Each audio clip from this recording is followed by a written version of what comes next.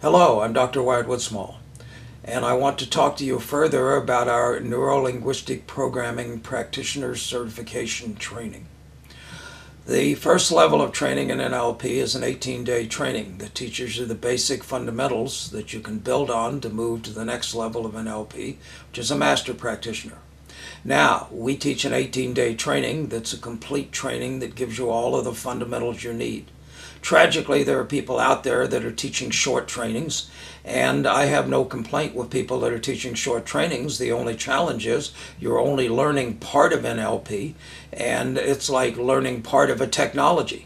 And these people that if they're doing short training, some people do 5-day trainings, that's ridiculous. That's no more than an introduction. Other people may do a 9 or 10-day training, and I thank them for confessing publicly that they only know 9 or 10 days of practitioner material. When I did my practitioner training originally, it was 24 days, 3 days a month for 8 months. So condensing it into 18 days is making a major condensation.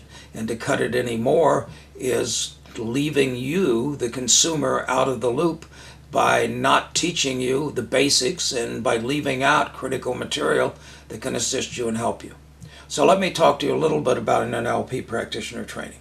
So the NLP practitioner training is designed to give you the fundamental skills that you can use to use NLP in working with yourself, to work through issues you got, in working with other people, to be effective in communication, to be effective in influencing people, and to help you in business communication and any communication you're engaged in.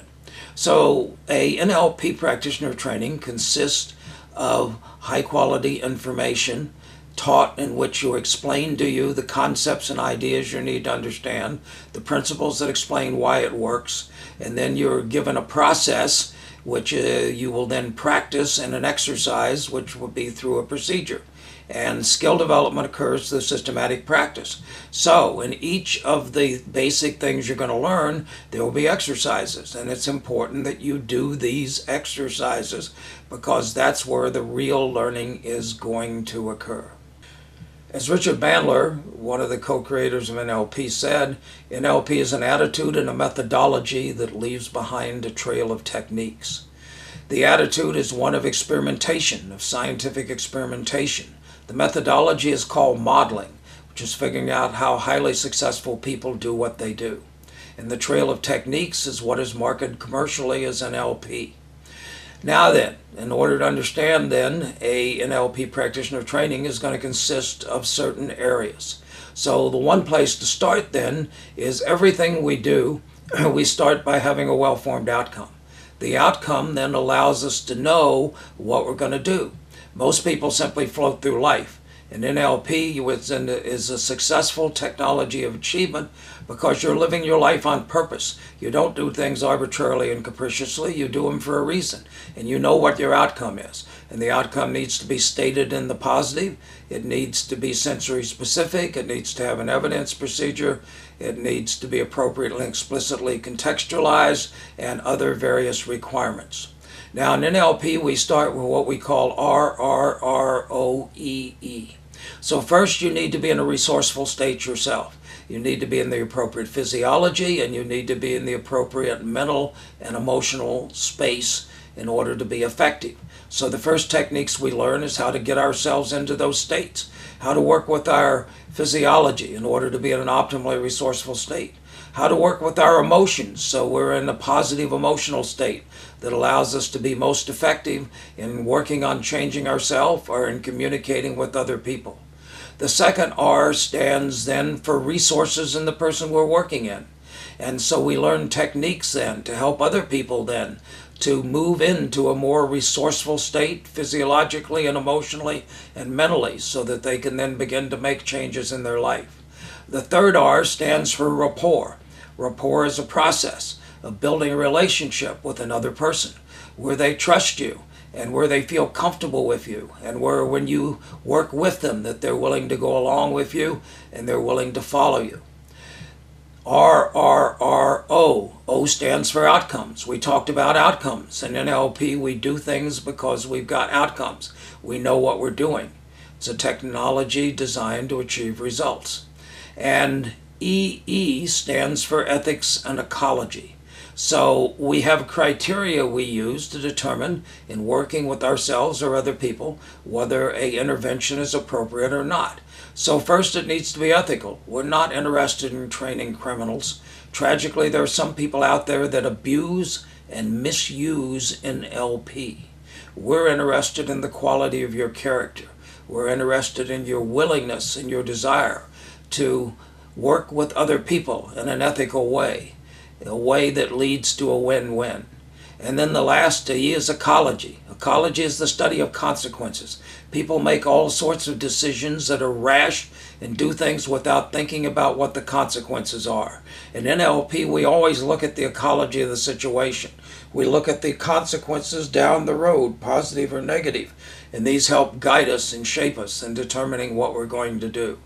So, NLP consists then of certain techniques to get ourselves in the appropriate state, to get other people in the appropriate state, and then to get a well-formed outcome. Now, NLP operates out of what we call a present state, desired state model. In other words, we need to know where we are, we need to know where we want to go, and NLP is the bridge that's going to get us there. Now, this is quite different from traditional therapeutic models that operate out of a past state, present state model.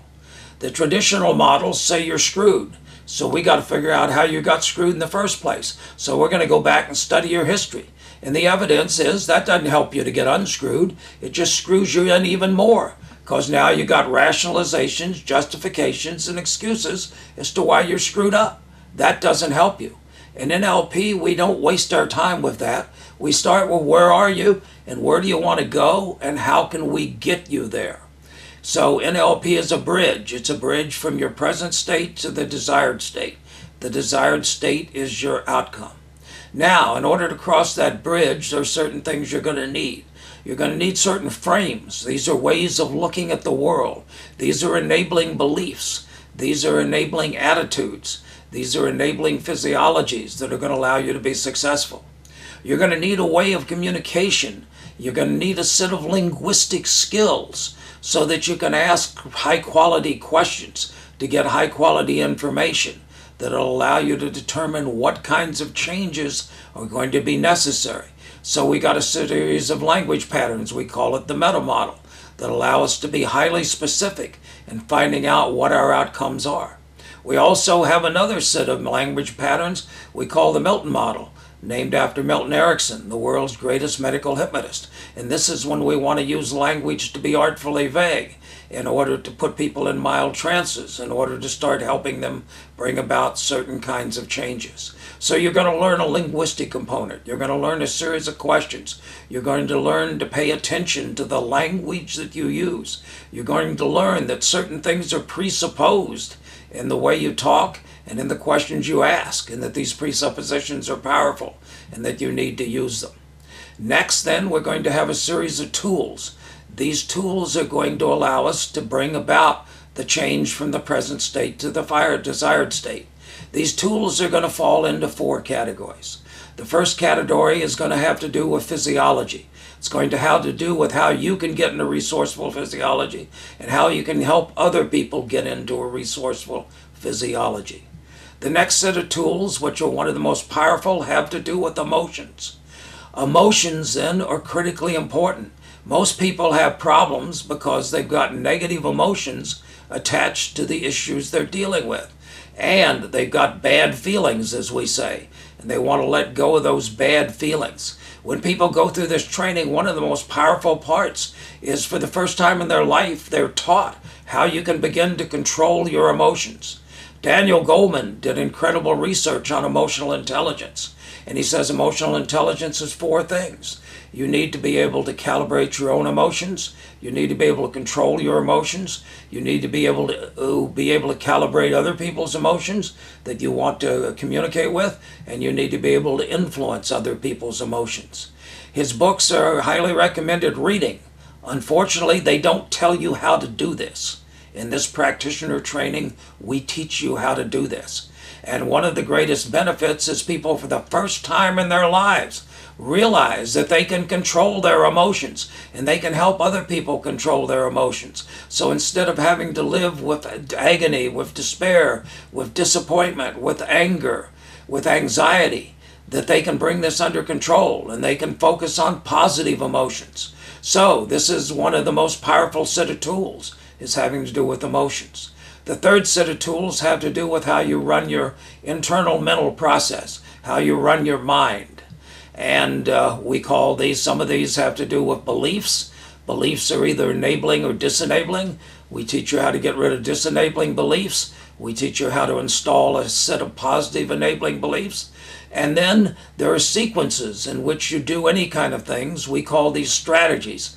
And some strategies are effective and most strategies are not effective depending on the outcome that you want to reach. So we teach you then how to begin to language and talk to yourself in order to be able to control yourself, in order to be able to control your mind. We teach you effective sequences called strategies that allow you to begin to work with your mind to produce amazing results. Also, when you work with your mind, we've got things we call submodalities.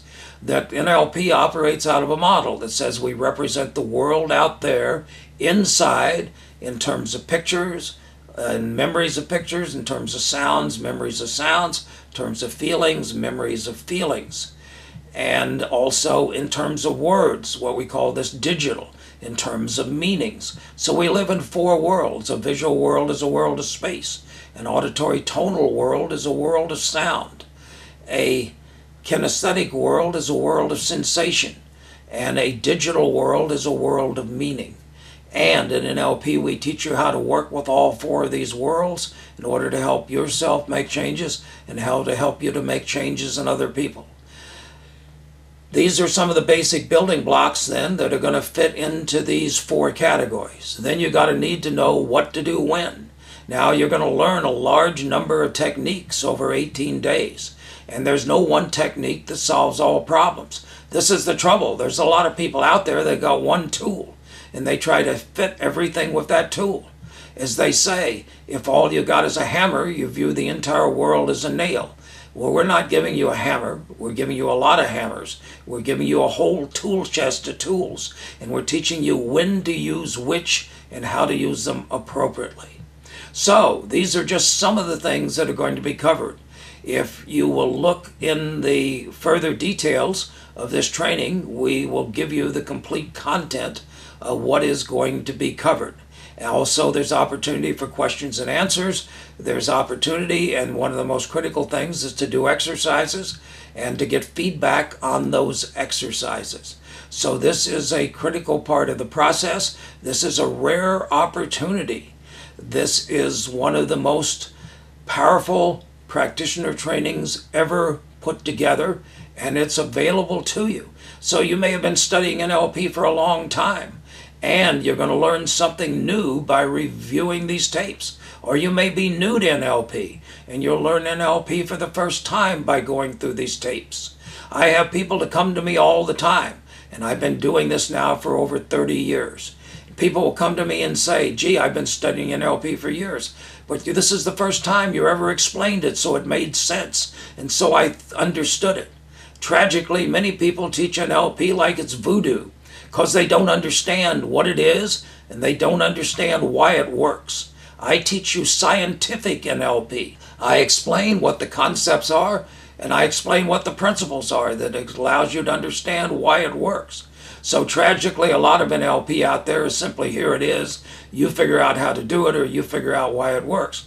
I teach you why it works. This is a scientific approach. It's a scientific approach that works for the individual. It works for you to communicate. It works in therapy. It works in business. It works in education. That's why you need this training.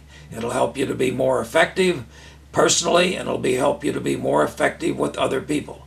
At no time in your life will you have an opportunity to make so many changes. Recently, when we did a training, the people are still making changes and are still reporting that months after the training, the kind of development that started in the training is continuing. And people are continuing to make changes and are continuing to grow. So I urge you strongly, now is your opportunity. Sign up now. And I'll see you in the practitioner training. Thank you.